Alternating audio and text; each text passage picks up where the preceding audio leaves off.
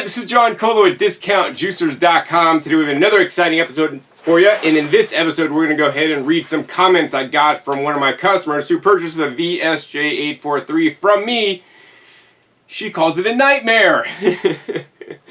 For me, this is my favorite juicer, but by no means, just because it's my favorite, does it mean that, oh, that's the one I'm going to buy because John loves it. For my needs and for what I do and for what I like, this is the best juicer that I've found to date at the time this video is being filmed.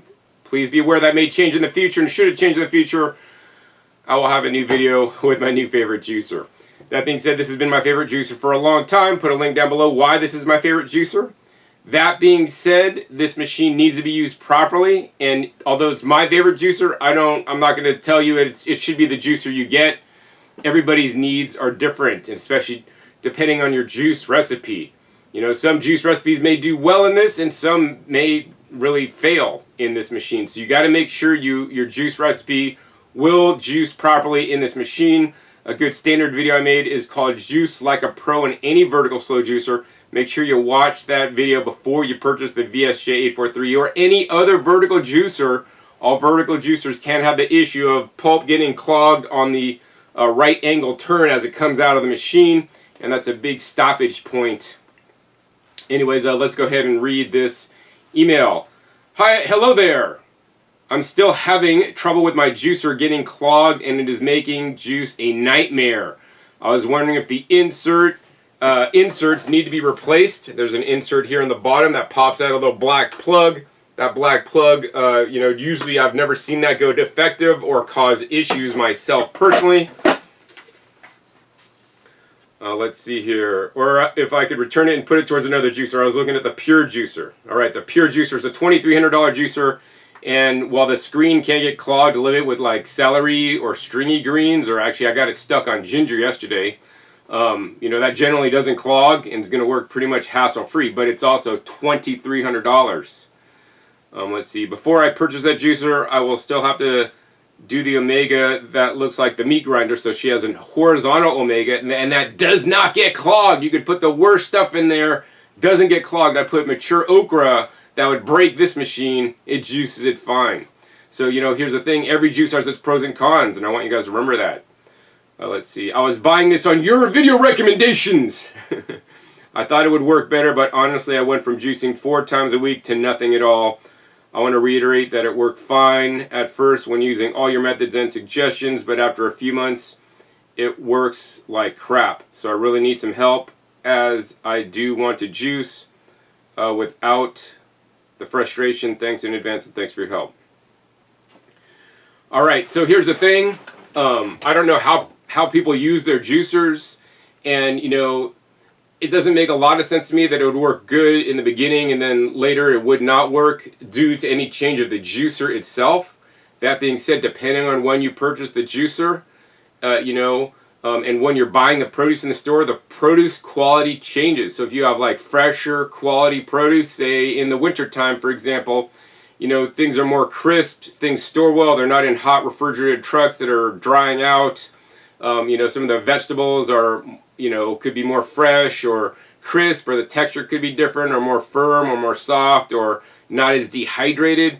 The produce quality can vary widely, and the different kinds of produce, like I've noticed, like if I buy kale from the store, it doesn't juice as well as kale from my backyard garden that I pick fresh, because the kale from the store, in my opinion, has the rigor mortis set in. The water content is lessening, the nutrients are lessening. That makes it much more difficult to juice. And I don't know exactly the techniques you used previously, but I will share with you the techniques that I will use on your specific recipe. I'm here to ensure that you guys get a working juicer for you, and if the juicer should be found effective, I'll ensure the manufacturer does repair or replace it under warranty. Should it be due to be no fault of your own. I don't know any other retailer in the United States that would literally make a specific video for a specific customer to help them out to get their situation resolved. They would just pawn it off or do whatever. And I'm here, the buck stops with me.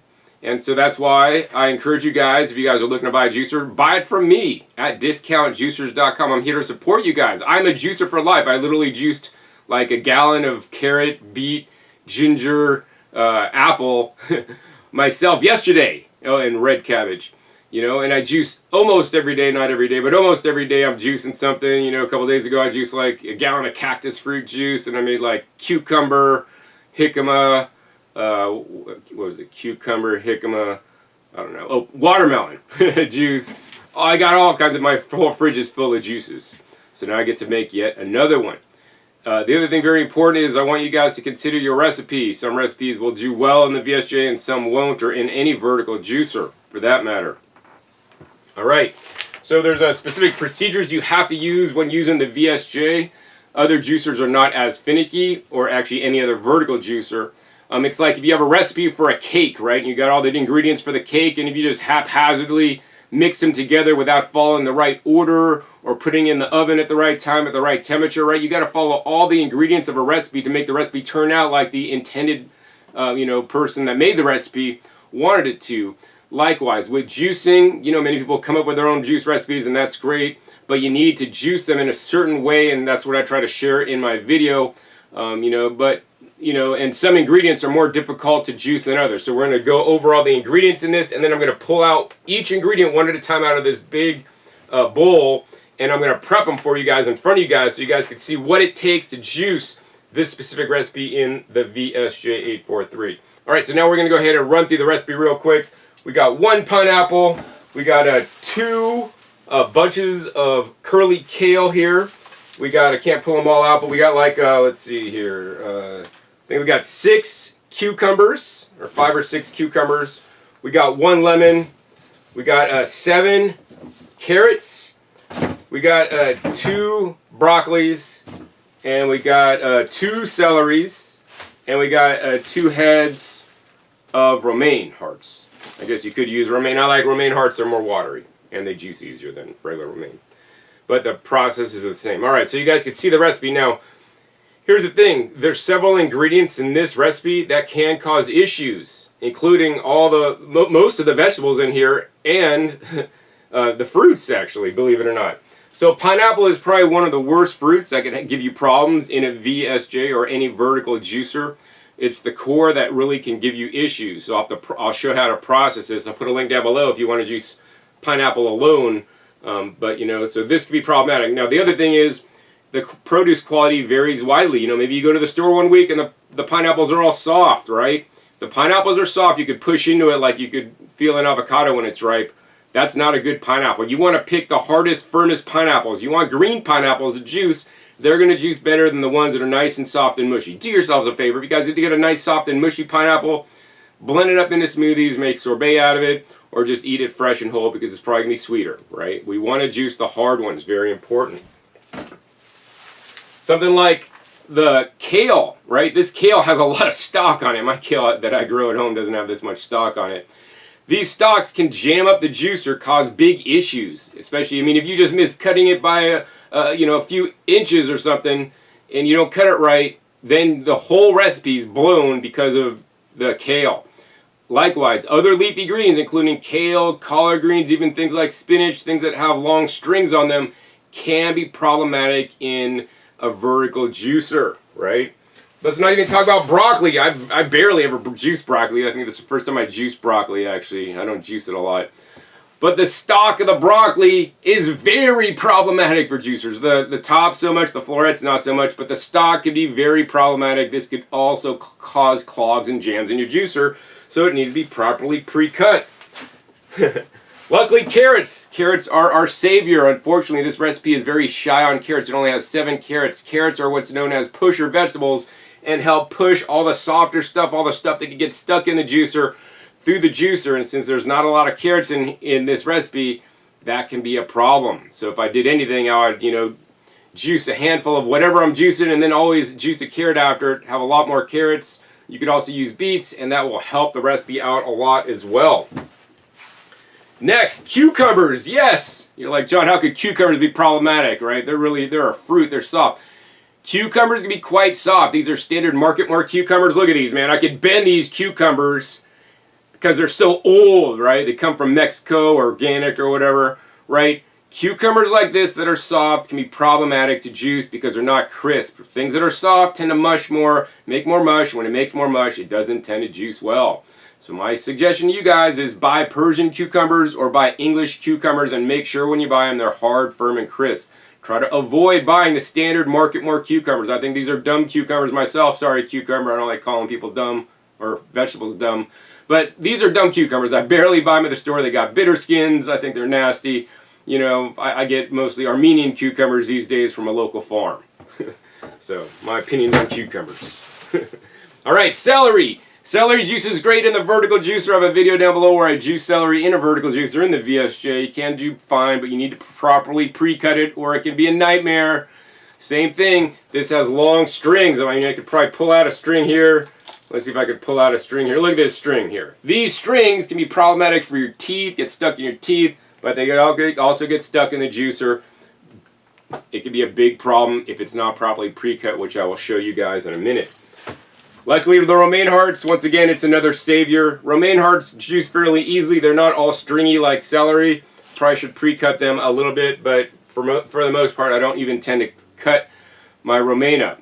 That means that if you're just juicing like regular leaf lettuce, you know, that could also work, but when you juice more leaf lettuce, it's more leafy like that, you may create more foam in the juice. Check my link down below for a video I made on how to minimize the foam in the juice. Alright, so now you learned about some of the ingredients in this recipe, and to me, just like looking at this recipe, I'm like, oh my gosh, red flags! Like a person that just got their juicer would not want to make this recipe just by reading the instruction manual and then going to town and shoving everything in, using the pusher. Actually, that's what I don't even use. I don't even use the pusher in this machine, because if you're using the pusher, you're pushing things in too fast. And once again, I'm going to tell you guys, the main thing that happens with this machine is the produce goes in this machine, it gets ground up right here, and then it gets juiced right here. The juice comes out, the holes of the screen comes out one side, the pulp has to go straight down, then it has to make a right angle turn, right? Come out right here through a little small hole. If this hole gets clogged, then the juicer sucks. Then you're going to think it's the worst juice in the world. So your whole goal when juicing is, I don't want to clog this little hole, because that hole, it's my friend, it's my lover. And if the hole clogs, then your life's a nightmare. It's like if you piss off your girlfriend, boyfriend, husband, or wife, right? Then they're the biggest witch with a B. I guess that counts for guys too. But yeah, so you don't want to clog the hole. So that's what I'm gonna do everything in my power not to clog the hole. I think I'll be successful, because it's rare that I clog the hole in the VSJ, because I know how to use it properly. But they don't explain this in the instruction manual for you guys, and like nobody else that I know of online will go into the depth that I will, so that your hole does not clog. Yeah, no clog holes on my videos. Alright, so to assemble, super simple, super easy. It might take you a few times to assemble it properly, but once you do it the first time, I mean, I've even juiced blindfolded. Actually, I do have a video on that, link down below. For somebody that was blind, actually, they're like, I can't really see too good, legally blind, what juicer do I get? I'm like, well, this is a good juicer. Alright, so now we're going to go ahead and prepare the produce. Very important, don't skip this step. If you don't even watch anything else, just learn how to prep the produce. That might save you a lot of time, effort, and expense. Alright, so I think we're going to prep the celery first. So the celery, I literally just got this and I just washed it. So what I do personally is I chop off the top, because all the funky stuff on the top. I chop off the bottom, and that basically all goes into compost. So I have a little compost bucket here that's going to go in my compost pile. Then, very important, you're going to take your knife and you're going to cut it into 1/4 inch or 1/8 inch pieces. Shoot for 1/8 inch, but if you hit 1/4, that's fine. So I don't, I'm just cutting it down in a little slices. You need to cut this against the grain. Once again, if you cut the strings up into small pieces, it will not clog the hole. Once again, our whole goal, let's not clog that hole, because otherwise your life is going to be a nightmare.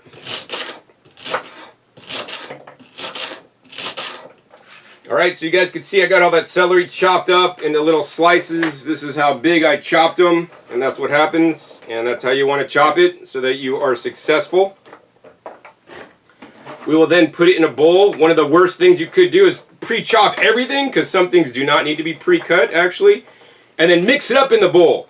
You know, we want to make sure that we feed things in a certain order, because there are vegetables that'll be better for pushing things through the machine, and some vegetables will tend to get caught, or fruits will get caught. So we want to, you know, systematically feed in each item so that it works the best. All right, so yeah, there is all the celery. Let's go ahead and cut up that next celery. Guess we'll come back at you when I'm finished. Next, let's go ahead and prep the romaine. The romaine's pretty easy. Basically, I usually just cut the bottoms off the romaine. These romaines on the bottoms happen to be like a little bit messed up anyways. No need to super slice these up. I maybe just cut them into half and then half again. They don't really have strings that get jammed up, and we will put it in the same bowl, the other half of the bowl with the celery. All right, next, let's go ahead and prep the carrots. Carrots are super easy. All we do is I cut off the tops of the carrots and the bottoms of the carrots, and that's pretty much it. I like to leave them whole, but actually in this recipe, since you don't have too many carrots, I might cut them into maybe like half approximately. That way I could better evenly distribute the carrots, maybe like in a thirds actually. We got all the carrots cut up. Next, we're going to go ahead and go for the broccoli. Different story on this. Broccoli can be very problematic to juice. So how I will prep this is the stalk is the main issue here. I'm going to trim off some of the messed up stuff because I don't want to juice that myself. So now, how do we prep the broccoli? Basically, we're going to go ahead and cut off the bottom, the end cut that's been cut from the store.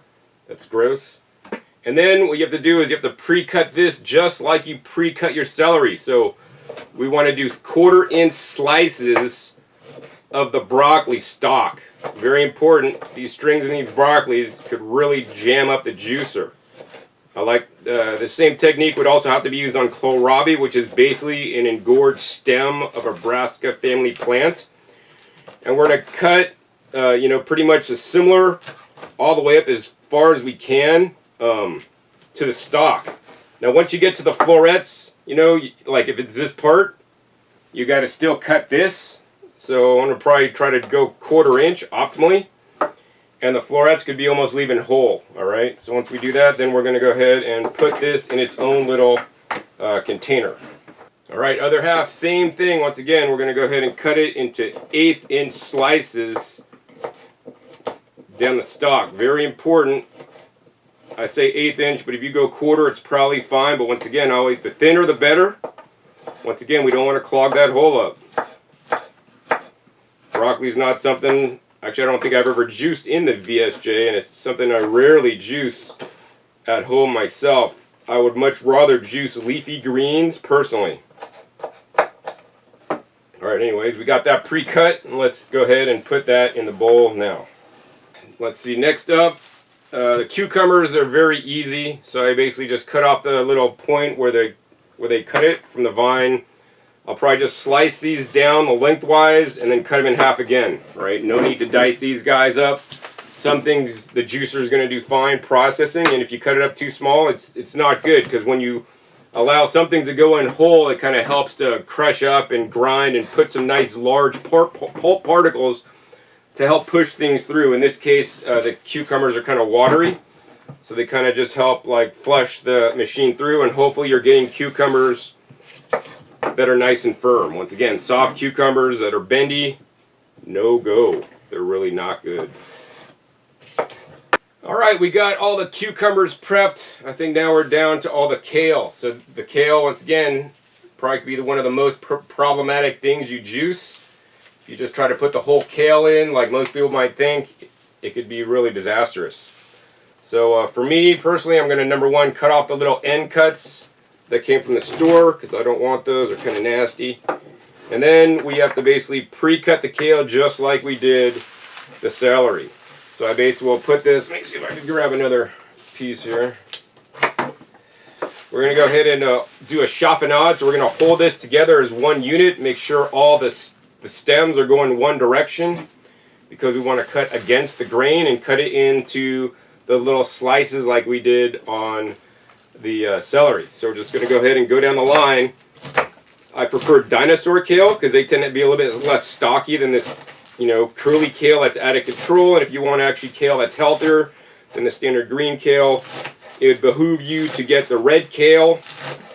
or the dinosaur kale that I believe to be more nutritious, and also, well, at least the dinosaur kale is easier to work with as well, because with this you got all these frilly leaves, and the stalks may be hiding in there somewhere, and you may not be able to cut it as easily. Anyways, we're going down the whole line and slicing this into little shreds, literally. Even at the top of the kale where there may be no stem, we are still cutting it all the way down. Now, if you guys don't want to do any of these techniques and pre-cut all this stuff, think it's hogwash, that's your right to feel that way. That being said, don't get a vertical juicer. You want to get a meat grinder style horizontal. Omega NC800 is my favorite one. That does not require you to pre-cut everything like this, because that does, the right angle goes in when you're pushing the produce in and not when it's coming out. So that style is very hard to jam up. Then we're going to go ahead once again, take another bowl, and we're going to go ahead and put all this kale into this bowl. Got all that kale cut up, and we're going to go ahead and once again put that in our bowl here. Once again, 1/8 slices. You can see this is the stem, what the stem looked like, just little slices. This is critical. You know, if you miss one of these steps or cut it a little bit bigger, oh, I cut it in a 1/2 pieces, John. I did not say 1/2 pieces. I did not say 1 piece. I did not say 2 pieces. But John, the instruction manual or somebody else is telling me 2 pieces. I don't care what other people are telling you. I'm telling you what I'm telling you. And ask the other person telling you if they're juicing like almost every day of their freaking life. And there's not too many people on the planet that probably juice more than me. I guarantee it. I could really guarantee that, because I don't know anybody that juices as much as me. Unless you work for a juice bar. But then you're probably not drinking as much juice as me either. So yeah, I mean, just please guys, follow my directions. They work. Like, I'm not trying to make up stuff. And if you don't want to buy this juicer, I don't care. Buy a different juicer. Every juicer is different. The pure pretty much won't jam. That'll oxidize your produce more and probably make a little bit less phytonutrient-rich juice on some levels, in my opinion. But it's not going to clog. All right, next we got the lemon. Lemon, super simple, super easy. I'm just going to go ahead and cut off the little nub parts that are kind of funky. And we're going to cut it in half and then cut it in half again. So I basically have let's see, 8 pieces now of little lemon. Not critical on how big you cut the lemon. I just kind of like to evenly distribute it. Once again, pineapple. Pineapples can be very problematic. Here's a tip for the pineapple, is if you just break off the top, hard, fast snap. It's better than twisting it because you keep more of the fiber in there. Let's see, I learned that at the pineapple farm. And then now how I prep a pineapple. Very important you cut your pineapple properly. This is how I do it personally. I will first cut off the top to reel in the nice pineapple. Then I will cut off the bottom. Nice pineapple. And then I'll put on the side of the cutting board. And I'll cut off the skin. Now I get requests like, John, can I juice the skin? So the juicer could handle the skin. You just need to make sure you pre-cut it. The problem is, if you're not getting organic pineapple or you didn't grow it yourself, they probably sprayed it in fungicides and some other stuff that you don't want to be juicing. So that's why I am cutting off the skin. You could also buy the pre-cored pineapples, but then they may be softer because they've been off the core and they're getting soft and they've been sitting around a while. They're not going to juice as well. Alright, so once we got all the skin off, now we got down to the pineapple. Let's see, cutting off a little bit of bottom parts where the skin that I missed. Alright, now this is the part you need to watch. Very important, right? In the middle of the pineapple, there's a little core, right? If I was a carrot, it'd be like right here, so you guys could see. Oh. Anyways, it's right in the middle. So we want to cut the fruit off, but leave the core in. So how we do that is we do a tic-tac-toe pattern right around the middle, right? So the middle square is the O, right? Remember, middle square O, and we're just going to go ahead and see where the bottom is, and we're just going to try to cut down straight and not cut the core out, right? And you can see if you cut the core in the middle when you cut it out, and then once you got one piece, you can kind of see where the core is, and then you just follow accordingly.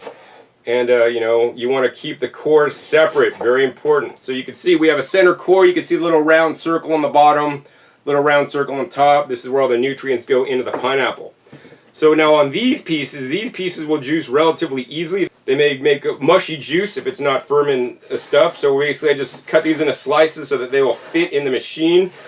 No need to dice these up whatsoever. I like to keep them nice and large. Now the core is another situation, right? The core can be really problematic. If you just put this core in the machine, this is nothing more or less than like celery on steroids. Because this is going to clog the jam up, clog the juicer up faster than you can say whatchamacallit. So what we do is I'm going to go ahead and cut this into long slices with the grain of the core. So we cut it into 3 pieces. So now this is 3 pieces. Next we need to cut it against the grain. So we're just going to go ahead and cut it now into little sticks. Once again, we want to do like 8-inch sticks optimally. Smaller the better, because once again, this is very fibrous. This will clog up that little port and clog the hole.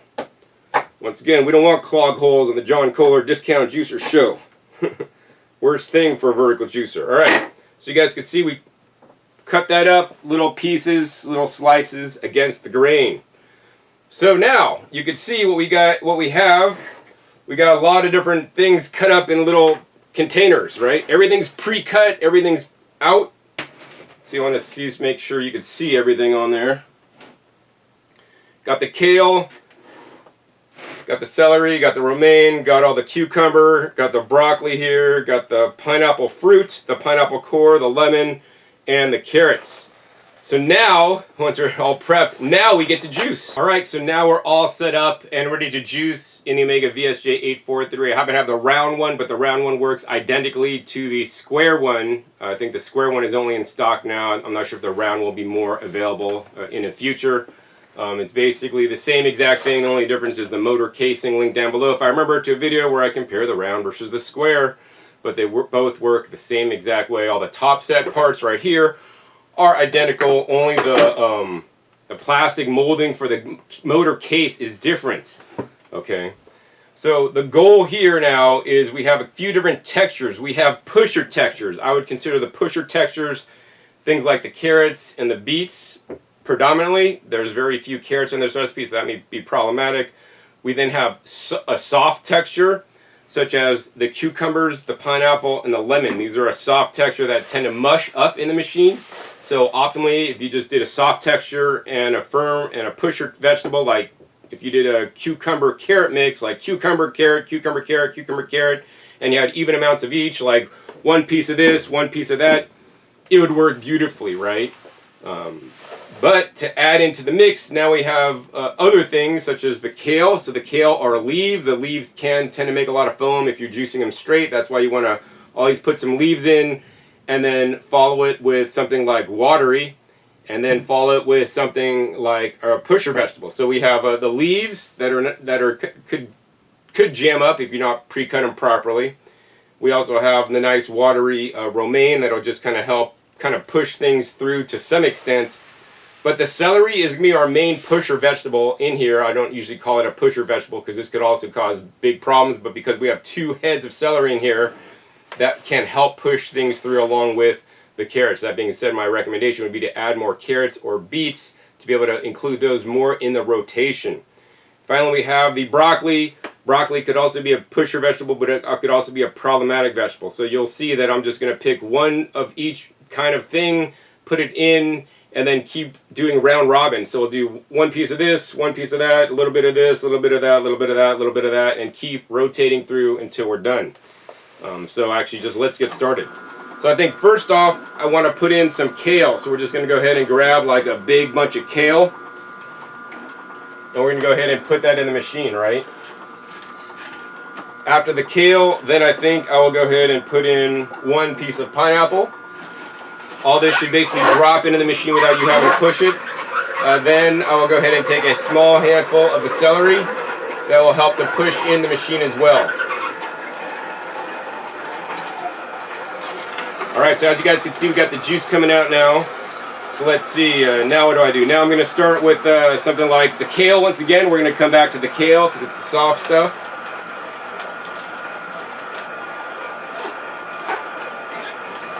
Then we're going to come back now and do a cucumber.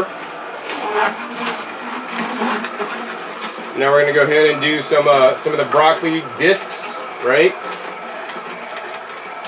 We're going to go ahead and put in some of the romaine. Once again, you can see I'm not using the pusher, letting the machine pretty much gravity feed itself. After the romaine, we're going to go ahead and finally do a carrot. So you can see pretty much, I think we rotated through almost every different produce item. When the pulp comes out, it may not come out the full width of the little shoot on this side. It's coming out maybe a little small percentage of that, but as long as it's flowing, it's fine. If it stops flowing, you know, then I would be a little bit concerned. You also want to notice as you're putting things in, don't just keep putting things in. I'm taking my time, you know, so when I put the carrot in, I can see the carrot finally coming out because it's orange, right? Now we know, like, okay, the carrot's gone through the machine completely. Now I can start juicing some more. You know, it's like trying to like feed your wife or husband a piece of cake when their mouth is already full. When you're getting married, right? We don't want to feed too much cake or vegetables to the juicer if it's still working on its last bite. Otherwise, it's going to overload, and then you could cause the issues to occur with it. Once again, we just put in the kale. Now we're going to go ahead and put in a piece of pineapple. Now we're going to go ahead and put in some of the romaine.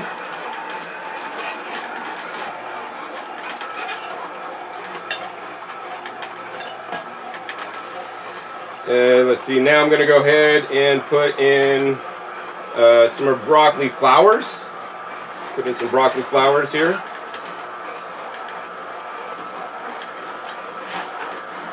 And now we're going to go ahead and put in some celery to help keep all that moving. And I'm keeping my eye on the pulp outlet port to make sure the pulp is still coming out. It looks like right now it's the broccoli that's coming out currently. I'm going to probably go ahead, we don't have a lot of carrots, so I'm going to break a piece of carrot in half just to kind of like let me know what's up. So when I see the orange come out, then I know that I can maybe start the next round. Oops, I'm knocking this. I can start the next round of putting items into the juicer. Once again, you got to let the machine catch up, right? If you're feeding things in too fast, then it's not going to be super good. Alright, so I think we didn't put enough carrot so we can't see it come out, but the machine sounds like it's not really processing anything right now. So once again, let's go ahead and put in another big handful of kale.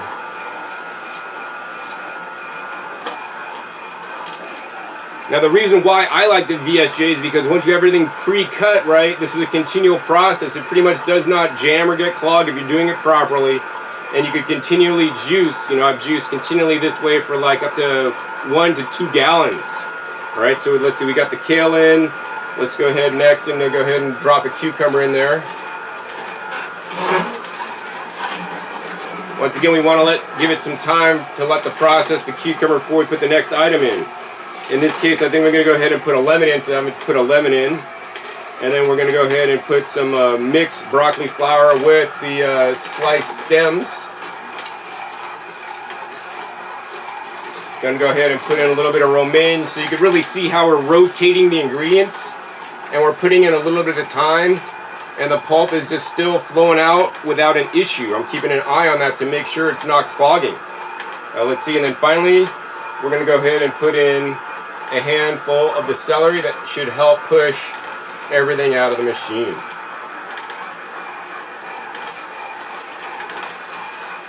Sometimes I like to take a long carrot and put it in. You can see it hanging out. But then as it goes, you can see it as it drops in there and drops down. You always want to look into the top to make sure that there's nothing in there before you add the next ingredient. You want to give the juicer time. Once again, if you feed things in too fast, there's going to be a jam here. It's going to clog pulp to jam up inside the auger to come out, and then pulp may flow in over the sides of the strainer and make your juice really excessively pulpy. So you can see the carrot is already coming out. So I think I'll go through the rotation one more time using all the ingredients, and then I'm just going to go ahead and speed this video up for you guys. Otherwise, this video is already going to be too long anyways. But this is important for me to know that you guys know the process. Once again, let's go through all the ingredients. Once again, first handful of kale. Get that in there. Let the machine have some time to work. Next, we're going to put a piece of cucumber, right? Sorry, the pineapple, right? Next, we will put in a few pieces of the romaine. All right. Next, we will go ahead and put in a small piece of lemon. Next, we will go ahead and put in a cucumber.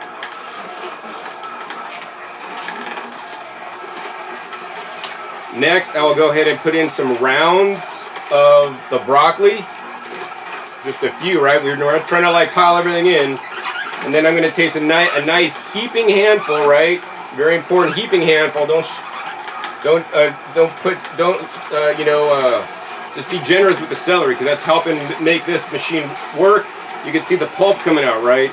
I think the only ingredient we didn't put in yet, I think we got everything. I think we didn't put a carrot in. So now we're just going to go ahead and put a carrot in after that rotation. I'm trying not to use a lot of carrots because we don't have a lot, but as you can see, it's really helped crunching things up and really helps push out the pulp. I'm going to go ahead and tap down our sieve here.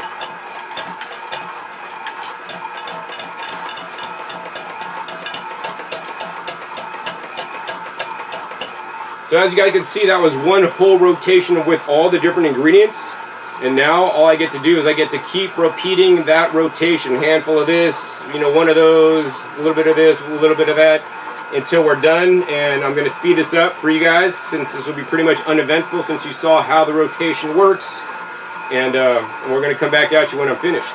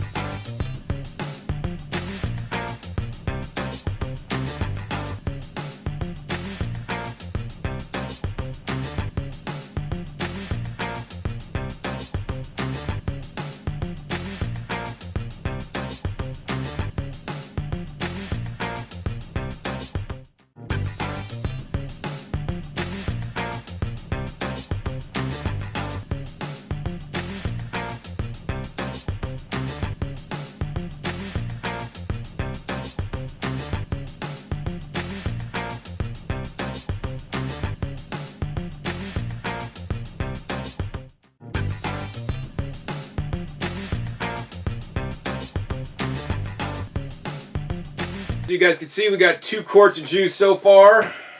Put it over on this side. And now I get to keep juicing. Oh, our pulp catch container is pretty much full, so we're going to go ahead and rotate it out and give us a new one. Alright, let's keep going. Once again, we've got to go through the rotation just like before until we're finished. This is working uneventfully. There's no clogs, no pulp jams. Everything is working perfectly.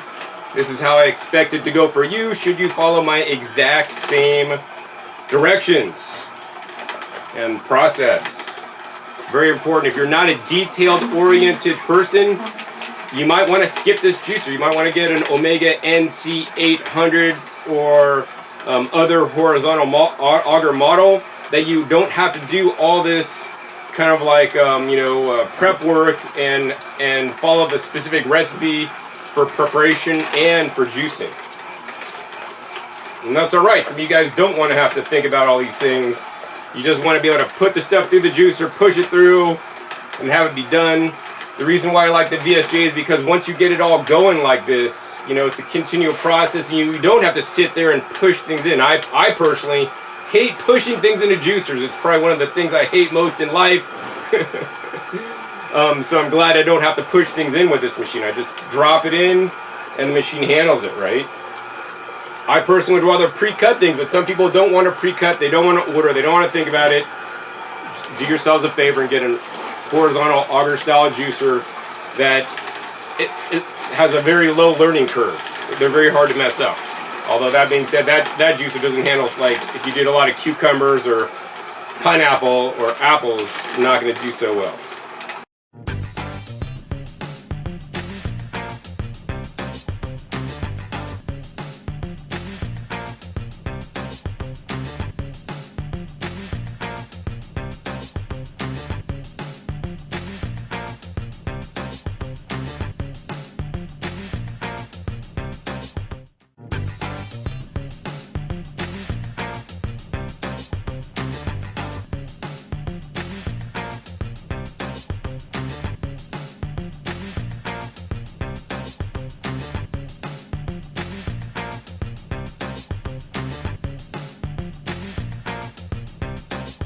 Alright, so as you guys can see, we're out of the broccoli, and this is basically the last handful of kale, and you're like, oh John, what happens when I run out of kale? I can't repeat the whole process. Alright, then you're just going to skip the one that you run out of. The goal, of course, when you're juicing and you have a lot of ingredients is to juice a little bit of each one so that you kind of like end evenly.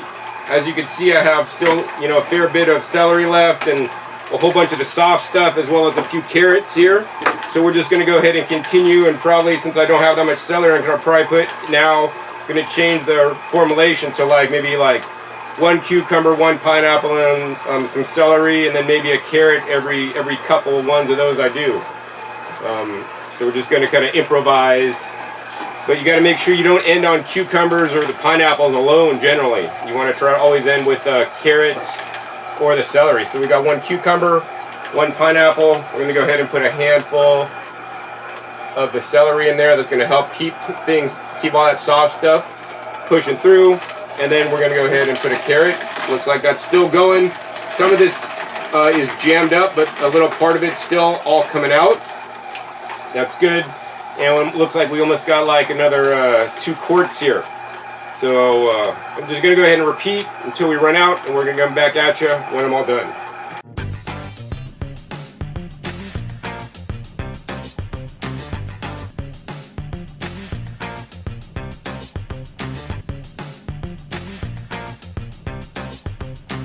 Coming down this home stretch, finally, I never thought I'd be done with produce, and it looks like it took an hour and I don't know, 20 minutes so far. And so we're just rotating. We have 1 carrot left, a few pineapples, and a little bit of celery. So what we're going to do is we're going to go ahead and take all the pineapple, and I usually save all the pineapple, the core pieces, to last. Once again, that can be problematic. Plus, you know, the pineapple core is just, to me, it's like kind of like helps wash through the juicer at the end. So I want to go ahead and I'll probably put that in last, actually, because whatever you juice last sometimes doesn't get juiced. So in this case, I'd much rather have my organic celery juiced instead of the pineapple. And then we're going to go ahead and put the carrot in. And then we're going to just go ahead and dump the rest of the celery in there. Alright, so that's all the celery. Oh my gosh, I never thought I'd be finished.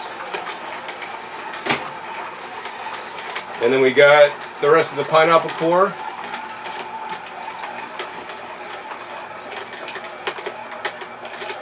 And as you can see, like, the juicer is working fine. Pulp is continuing to come out. We made 2 big collection bins of pulp, and we made literally 1 gallon of juice, or 4 quarts plus, geez, man, another, like almost another quart of juice here, all without issue in the VSJ when used properly. You know, this recipe could have went horribly wrong if you didn't do it the way that I show you guys. And if you don't do it the way I show you guys and it fails, please don't blame me, because that's not the way that I want you guys to juice. You have to be very systematic and methodical when using the VSJ or other vertical juicers, or it can be problematic. Once again, if this does not fit your personality type, I happen to be a type A personality. I really like to think about things and kind of engineering. If you're an engineer, whether female or male, the VSJ is for you, because you will understand how it needs to work, how you need to treat it properly so that the pulp continues to flow out after making 1 gallon, because surely this recipe could have went totally horribly. Right? Once again, once you put the last item in, you want to let it run a little bit.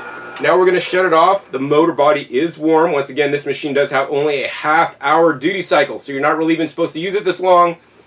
According to the manufacturer, that being said, I use it usually about this much anyways on a daily basis without issue, and that's one of the reasons why it's my favorite. Other juicers of this caliber have been known to shut off on me when I'm juicing big batches, which frustrates the heck out of me.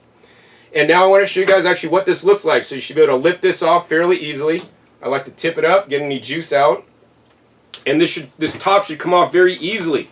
What happens if the top does not turn and come off easily? Then you have pulp that jacked up the auger because it's being clogged, and the pulp has to go somewhere. It doesn't come out, so it jams up inside the machine.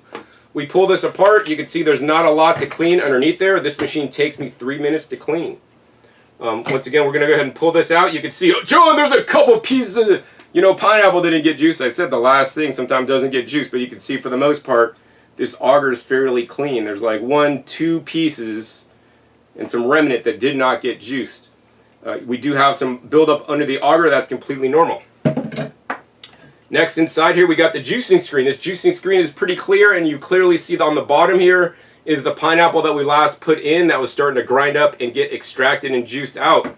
Inside the bowl, this is very clean. It should not have a lot of residual in there, provided the pulp was flowing the whole time. Once again, you know, if the pulp blocks and this little hole gets blocked, pulp starts building up in all nooks and crannies inside the machine, and it starts working horribly. So do not block your pulp hole, you know, and do the proper procedures. Pre-cut, order, don't use the pusher, have a properly designed recipe, right? And then it's going to work perfectly like this. You're going to have 4 quarts of juice, or actually almost 5 quarts of juice with this specific recipe. Shouldn't be an issue. I'll put a link down below to a video I made, bulk juicing in the VSJ, where I juice basically a straight greens mix. I've never made this recipe before because I don't tend to juice broccoli. But let's go ahead and I want to taste it and let you guys know what I think of this recipe.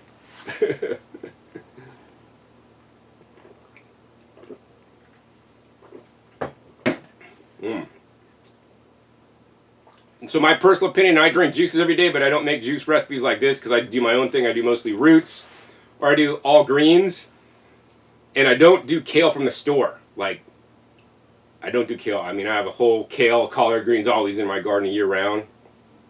To me, this juice tastes strong. I guess it's healthy enough. I mean, it tastes like a vegetable juice should to me. Let's see, I think it's that kale taste that I don't like so much. But I'll drink it, obviously, because now I have a gallon of it to drink. But yeah, find the recipes that work for you. I would encourage you on this recipe, especially add more carrots as a mediator. That'll help keep things pushing through the juicer, so you don't have to be as critical. The more carrots you use, you know, the less critical it is as to how you pre-cut and all this stuff. But that being said, do it like I show. You should totally be successful. If you do everything I show exactly to the T and it is not working, then it's quite possible you have a defective juicer, or you're not following things specifically as I show. So I guess that's all I have to say for this episode. You guys can juice successfully in the VSJ, or this goes for any other vertical juicer. You got to follow my techniques and, you know, do exactly what I do. You know, follow along, cut everything, once again, 1/4 inch, 1/8 inch. 1/8 inch pieces is a goal. If you hit 1/4, that's fine, but 1/8 inch pieces is a goal, nice and thin. And you got to order things properly. I mean, one of those ingredients not pre-cut properly could cause a world of hurt. John, I almost do it exactly right except for that one thing. That one thing is what could throw you over the edge and mess up everything. Once again, you get that little hole in here clogged, then your life is a living bell. Replace that with an H instead of the B. All right. So that's it for this episode. If you guys enjoyed this episode, I would encourage you guys to like this video. Also, be sure to share it with somebody else that owns a vertical juicer that's not using it properly. They're having issues. Also, I encourage you guys to support me in my work by making your purchase at discountjuicers.com. Link is down below to the VSJ, which is my currently favorite juicer when used properly. There's hardly a day that I don't use it properly, because I've been on the short end of the stick where I didn't use it properly and it was a pain in the butt. But you know, I am here to support you guys so that you guys can become juicers for life, because I know the difference it can make in your life. And you know, and I want you guys to get the right juicer and, you know, juice in the best way possible so that you guys get the results, so you guys can juice for you and your family. Okay. Also, be sure to click that subscribe button right down below so you don't miss out on my new and upcoming episodes that come out every 5 to 7 days. You're going to know where I'll show up or what you'll be learning on my YouTube channel. Make sure you click the bell so you get notified as many videos come out. And finally, be sure to check my past episodes. My past episodes are a wealth of knowledge. Over 600 episodes at this time on this YouTube channel dedicated to comparing and contrasting all the different major brand juicers and other appliances that allow you to eat more fruits and vegetables, including the all-new vacuum blenders that actually, on some levels, I like more than even a slow juicer. So with that, my name is John Kohler with DiscountJuicers.com. Be sure to visit DiscountJuicers.com/YouTube for special promotional offers for YouTube visitors.